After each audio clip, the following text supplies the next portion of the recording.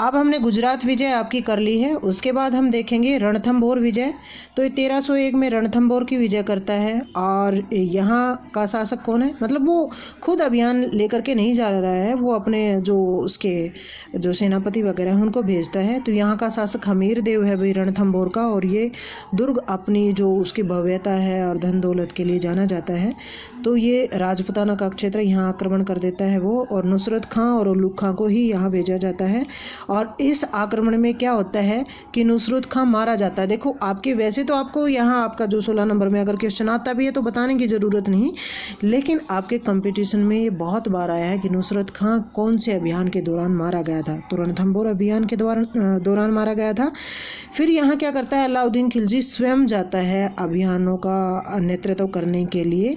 तो रणथंभौर अभियान में वो समय में यहाँ गया। और फिर लास्ट में क्या होता है, जो किले के ऊपर अधिकार कर लिया जाता है। और जहाँ किले की जो सारी स्त्रियाँ हैं वो क्या करती हैं, सामूहिक चिता में प्रवेश कर जाती हैं, जिसको जौहर कहा जाता है। शायद आपको 2 नंबर में ये कहा भी हो हमने। तो जौहर प्रथा क्या थी, सामूहिक चिता में प्रवेश करने की। तो ये रणथंभौर में हमें देखने को मिलता है, लेकिन इसकी प्रसिद्धि ज़्यादा नहीं है। प्रसिद्धि आपकी पद्मावत की देखने को मिलती है हमें। तो 2 क्षेत्रों का हमने विजय देख ली है। यहाँ तीसरा देखेंगे चित्तौड़ विजय, ये 1303-1304 में वो करता है। और यहाँ का शासक कौन है, राणा रतन सिंह है भाई। और वो धोखे से क्या है, इसको बंदी बना लेता है और मार देता है। और कहा जाता है कि अलाउद्दीन खिलजी क्यों ये करता है कि वो पद्मनी यहाँ की एक रानी है, पद्मावत या पद्मनी, उसकी सुंदरता के बारे में उसने सुन रखा होता है, इसलिए वो आक्रमण करता है यहाँ।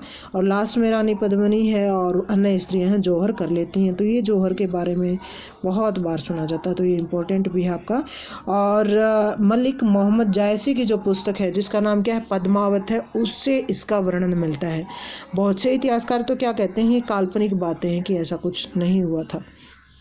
चित्तौड़ विजय में क्या होता है, उसके जो पुत्र है अलाउद्दीन खिलजी का, खिज्र खां, उसको यहाँ का शासक बना देता है, सूबेदार बना देता है। और उसी के नाम पर इसका नाम चित्तौड़ से बदल करके क्या रख दिया जाता है, खिजराबाद। ठीक है। उसके बाद देखेंगे मालवा विजय। अब देखो मालवा विजय कब की, 1305 में मालवा विजय की। यहाँ का शासक मल्लख देव था। और इस अभियान का नेतृत्व कौन करता है, ऐनुल मुल्क मुल्तानी ने किया है। और कुछ इतिहासकारों का मानना है कि अलाउद्दीन ने अजमेर, चित्तौड़ और रणथंभौर के किलों को छोड़ करके शेष जो राज्य हैं उनको अपने आधिपत्य में प्रत्यक्ष तौर पर नहीं लिया, उनसे कर वगैरह वसूलता रहा। तो उत्तर भारत की विजय का हम देखेंगे तो उत्तर भारत में उसकी जो नीति थी उसमें क्या था कि ज़्यादातर क्षेत्रों को उसने अपने आधिपत्य में ले लिया था, दिल्ली साम्राज्य का विस्तार किया था। जो इंपॉर्टेंट आपकी जितनी विजय थी वो हम यहाँ डिस्कस कर चुके हैं, जो इंपॉर्टेंट क्वेश्चन थे वो भी हम डिस्कस कर चुके हैं।